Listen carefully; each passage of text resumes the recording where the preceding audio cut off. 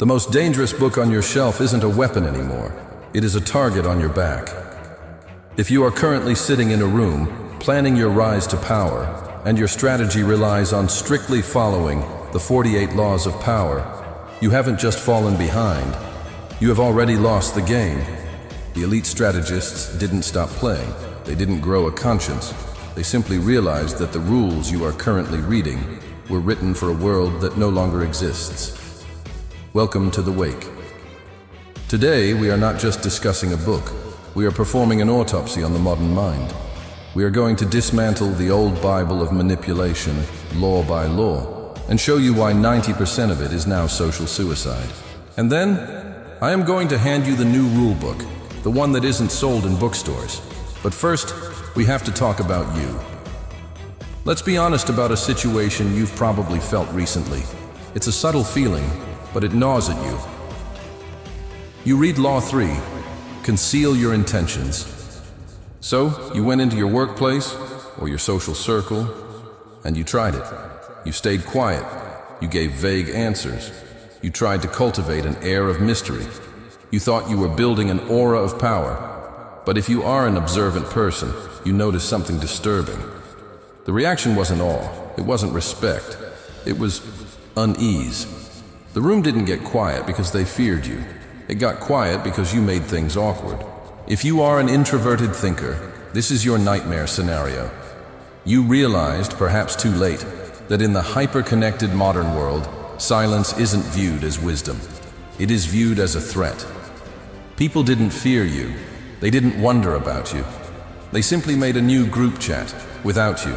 They isolated you, not out of malice, but out of a subtle biological repulsion. Why did this happen? Why did the advice that worked for Napoleon Bonaparte fail for you in 2024? To understand this, we have to look at the timeline. Robert Greene published The 48 Laws of Power in 1998. Think about the world in 1998. The internet was a baby. Social media did not exist. Privacy was the default state of human existence. In 1998, if you were quiet, people assumed you were deep. But fast forward to today. We live in the age of surveillance capitalism. We live in the age of the algorithm. But more importantly, we live in the age of collective hyper-awareness. This is the psychological reality that Machiavelli and Greene could not predict. We live in a world where everyone has a PhD in pop psychology. Everyone has watched the same YouTube videos on manipulation that you have. Everyone knows what gaslighting is. Everyone knows what love bombing looks like. Everyone knows what the silent treatment means. We have all become detectives of human behavior. We analyze text response times. We overanalyze body language. We screenshot conversations. The audience has become smarter than the magician.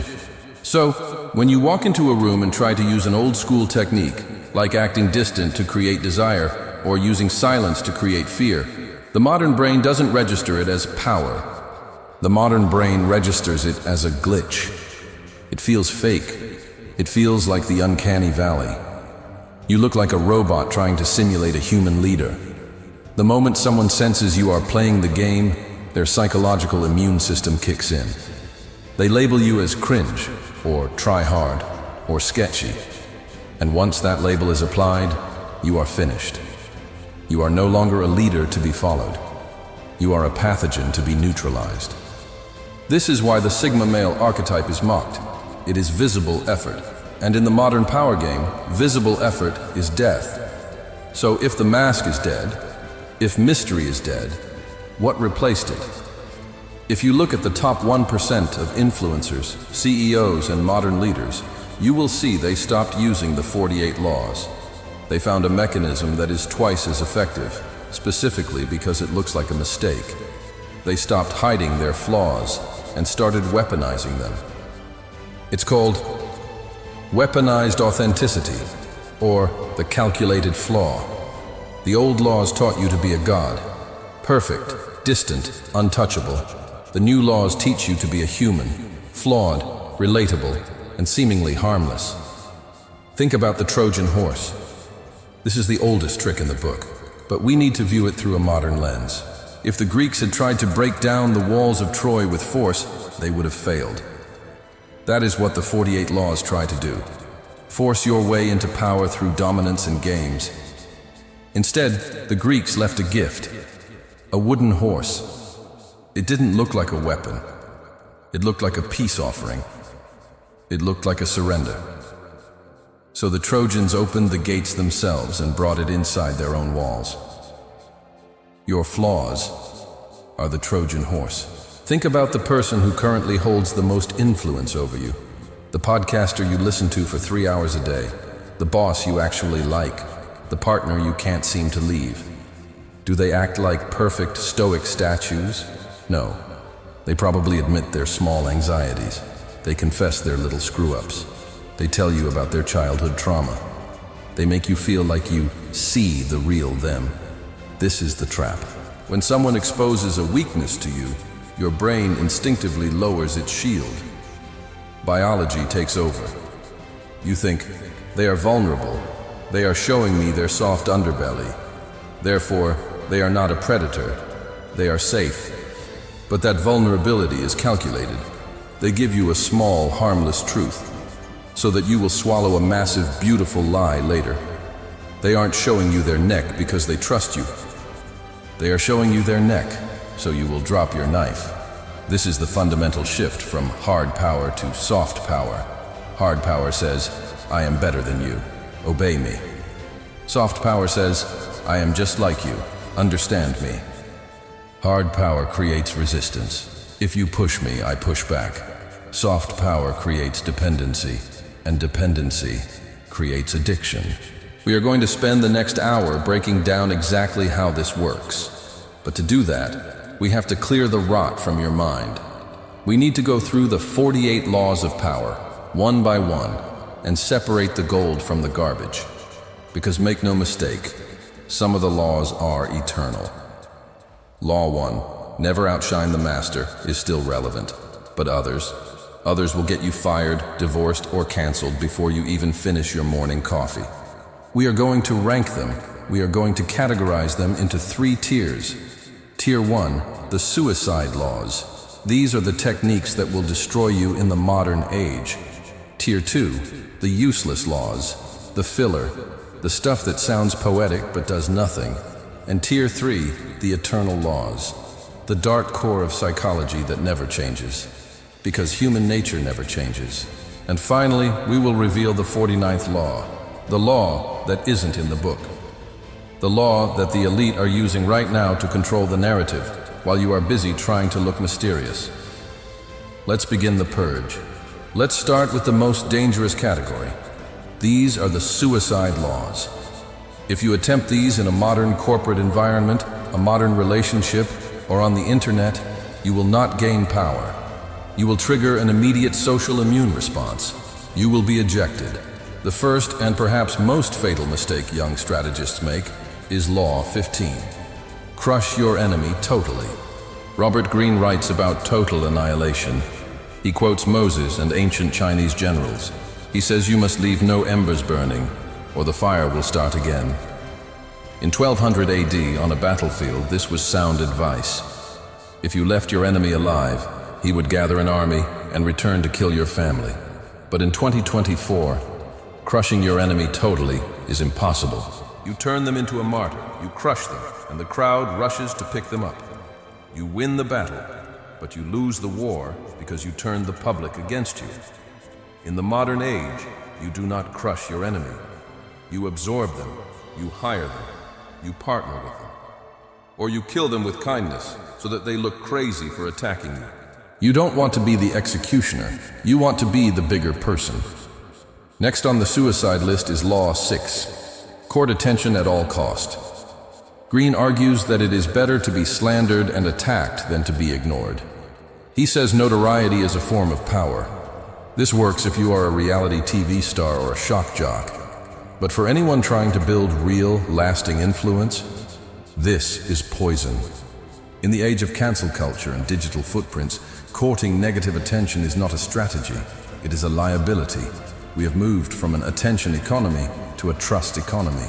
Attention is cheap. You can get 1 million views tomorrow by running naked through a mall. But that attention does not convert to power. it converts to ridicule.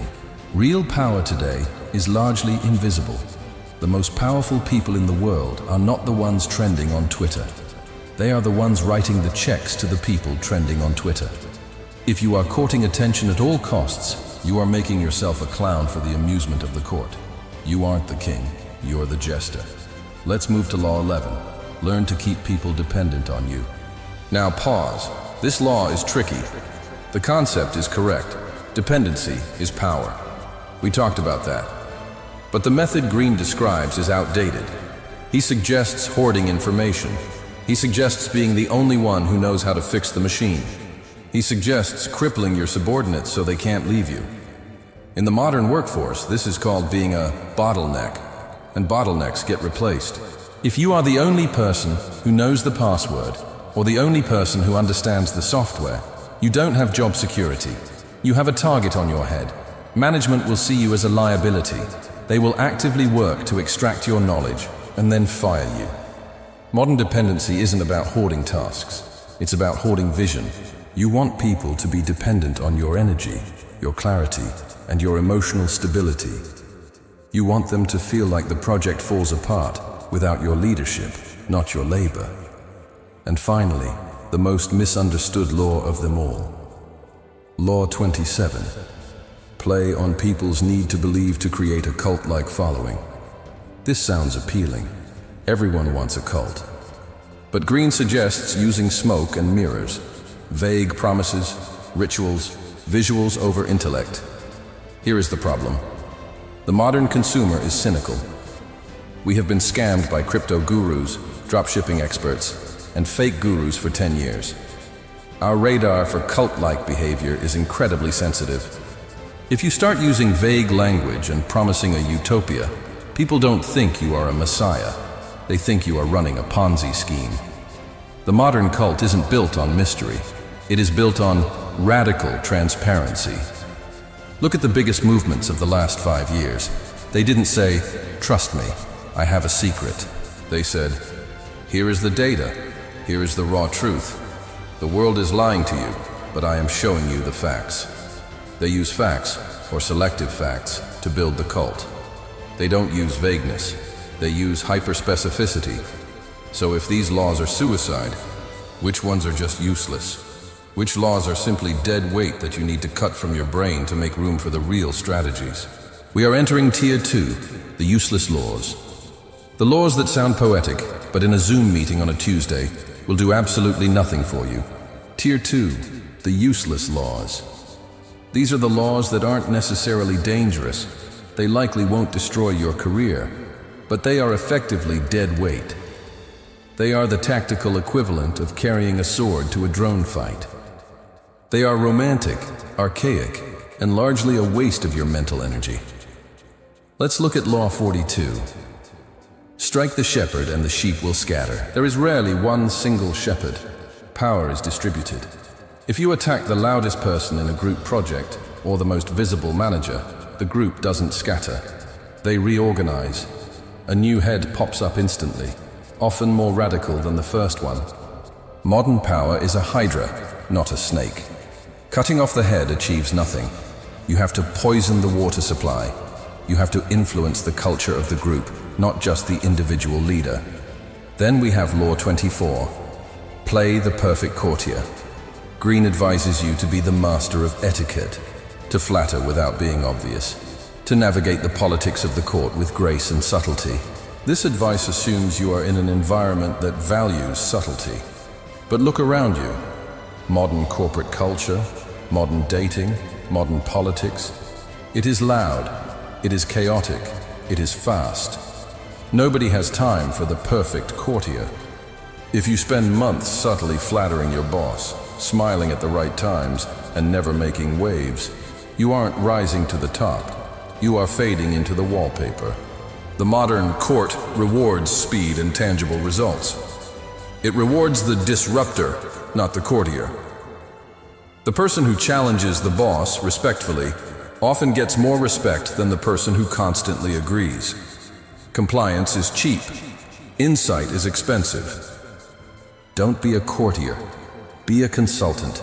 Be the person who tells the unpleasant truth that saves the company money. That is worth far more than flattery. And let's address Law 34. Be royal in your own fashion. Act like a king to be treated like one. This law tells you to carry yourself with dignity and high self-regard, forcing others to treat you the same way. Fake it till you make it on steroids. Here is the issue. In 2024, acting like a king often reads as narcissism. We live in a culture that values the grind. We value the CEO who sleeps on the factory floor, or claims to. We value the leader who carries their own coffee. If you walk around acting royal, refusing to do menial tasks, demanding special treatment before you've earned it, you don't look powerful. You look entitled. And entitlement is the quickest way to lose the respect of your peers. The modern king doesn't wear a crown. He wears a hoodie. He doesn't sit on a throne. He sits in the trenches with the troops. Status is no longer conveyed by acting above the work. It is conveyed by mastering the work. So we have cleared the minefield. We have identified the suicide laws that will get you killed. We have identified the useless laws that are wasting your time. Now, we are left with the gold. This is Tier 3, the eternal laws. These are the laws that tap into the deepest, darkest parts of the human brain. The parts that haven't evolved in 100,000 years. These laws work on your boss, they work on your spouse, and they work on the internet. But we need to reinterpret them. Greene explained what they are, but he didn't explain why they work on a neurological level. We are about to upgrade your operating system. Let's talk about the most powerful law in the entire book. Law 9. Win through your actions, never through argument. This law is the cornerstone of modern influence. Why? Because words have lost their value. We are drowning in words, emails, tweets, texts, podcasts, meetings. Words are cheap. Promises are worthless. In a low-trust society, an argument is seen as an attack. When you argue with someone, you force them into a defensive posture. Their amygdala lights up. They stop listening and start fighting to survive. You cannot change a mind that is in survival mode. Action, however, bypasses the defense mechanism. Demonstration is undeniable. If you want to prove you are competent, do not tell me you are competent. Fix the problem before I even ask. If you want to prove you are loyal, do not tell me you are loyal. Stand by me when it is inconvenient for you. But there is a darker layer to this. The modern application of Law 9 is not just about winning through action. It is about silent execution. You do the thing, and you don't talk about it. You let the results speak so loudly that your silence becomes deafening. When you achieve a massive win and say nothing, people project confidence onto you. They wonder, why isn't he bragging? He must be so used to winning that this is normal for him. That is real power.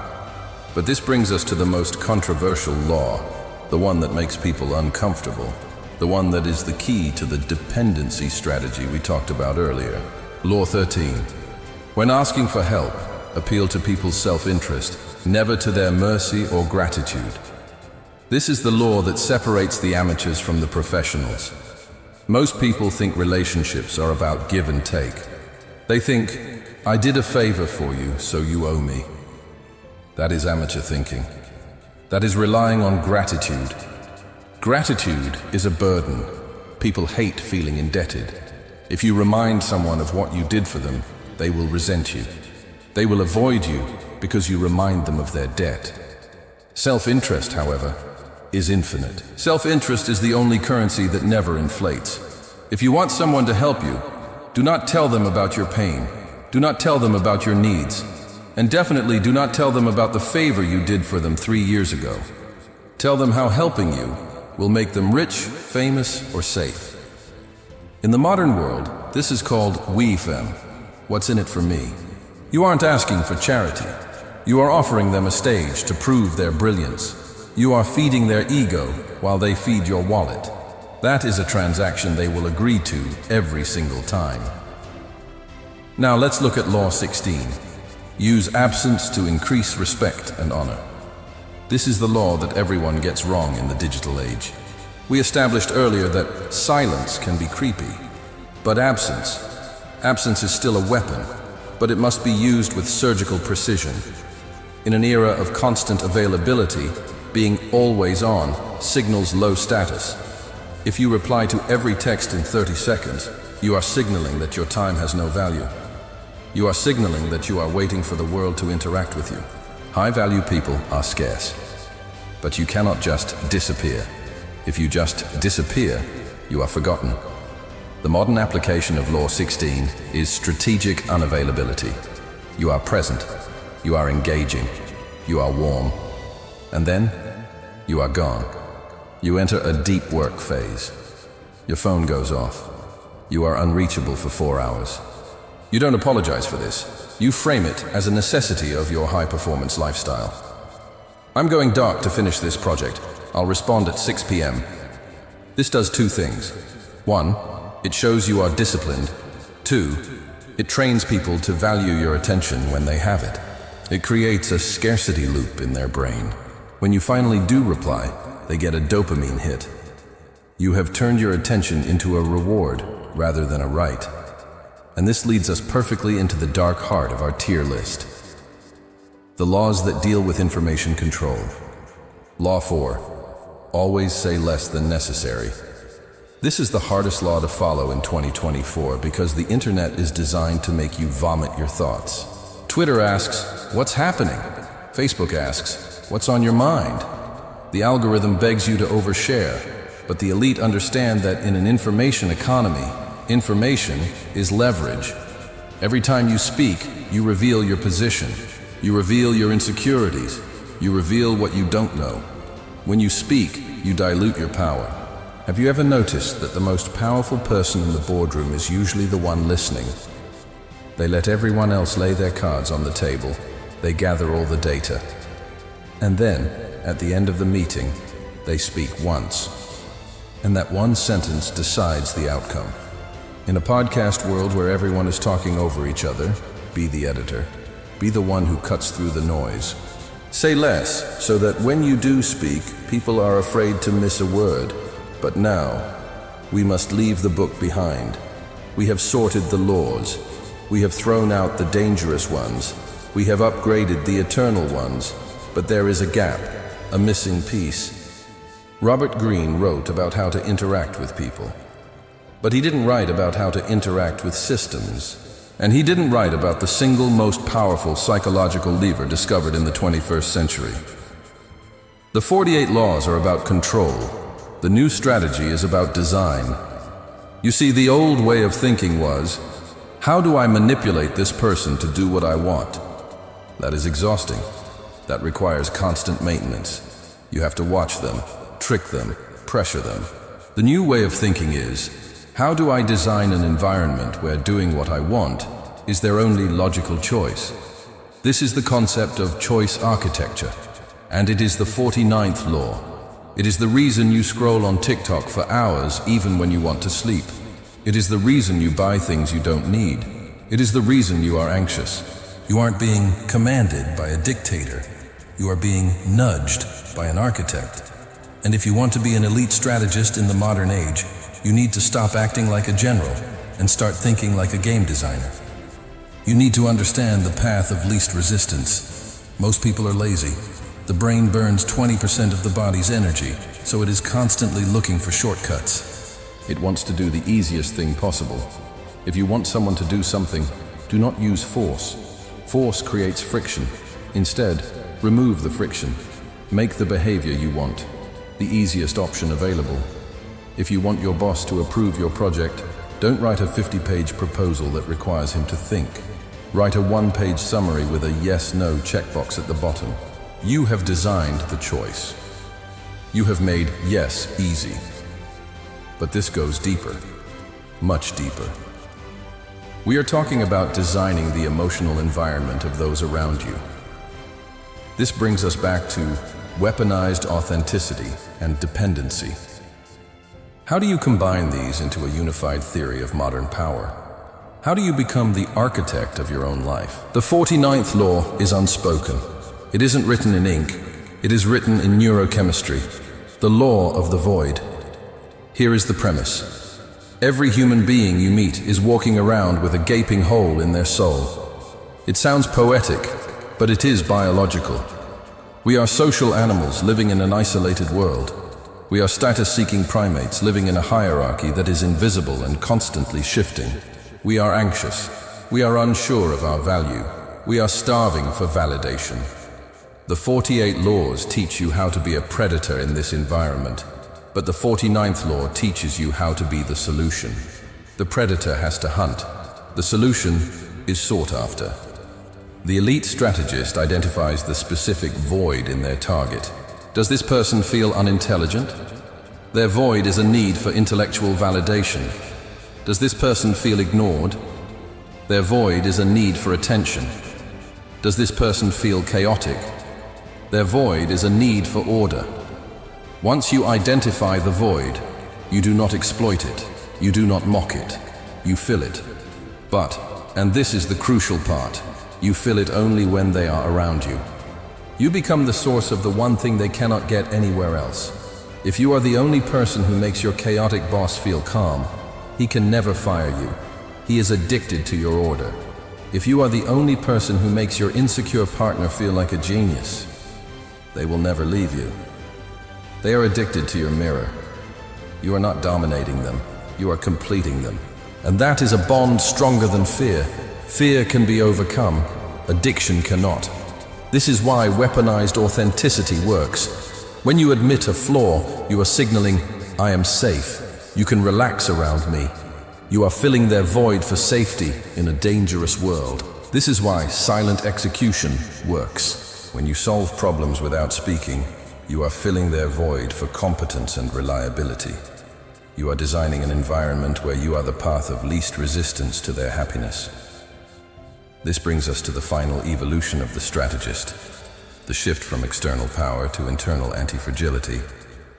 The 48 laws are focused entirely on the external world, how to control them, how to beat them. It is a paranoid worldview. It assumes that everyone is out to get you.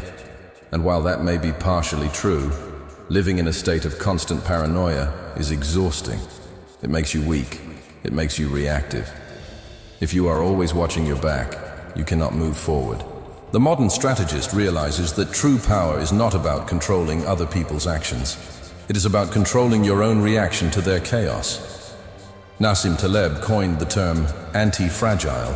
Something that is fragile breaks under pressure. Something that is robust resists pressure. But something that is anti-fragile gets stronger under pressure. You want to build a reputation, a career, and a mind that feeds on chaos. When someone attacks you, Law 15, you don't crumble. You use the attention to highlight your grace. When you are isolated, Law 16, you don't panic. You use the time to sharpen your skills. You stop trying to prevent the storm. You become the windmill that uses the storm to generate power. This is the ultimate freedom. When you no longer need to manipulate people to feel safe, you become the most dangerous person in the room. Because you are detached. You are playing a game, but you don't care if you win or lose the hand. Because you own the casino. So where does this leave the 48 laws of power? Should you burn the book? No. You should keep it. But you shouldn't read it as a manual for how to act. You should read it as a field guide for what is being done to you. You need to know the 48 laws so you can see them coming. When someone goes silent on you, you know it's Law 16. You don't panic, you smile. When someone flatters you, you know it's Law 24. You don't let it go to your head. You check your wallet. When someone tries to act like a king, you know it's Law 34. You see their insecurity. Knowledge is defense, but your offense must be different. Your offense must be modern. It must be authentic, or appear so. It must be value-driven. It must be based on dependency, not dominance. And it must be designed to fill the voids of those around you. We are reaching the end of the autopsy. The old body of power is dead, but something new has been born. And if you have listened this far, you are now one of the few who has the eyes to see it. But there is one final warning. A warning that isn't in any book. a warning about the cost of this knowledge. Because once you start seeing the strings, you can never unsee them. And that can be a lonely place to be. Once you start seeing the strings, you can never unsee them. You will walk into a meeting and you won't see colleagues. You will see scared children pretending to be adults, using Law 11 to hide their incompetence. You will go on a date and you won't see romance. You will see Law 8, make other people come to you, use bait if necessary. You will watch the news and you won't see information.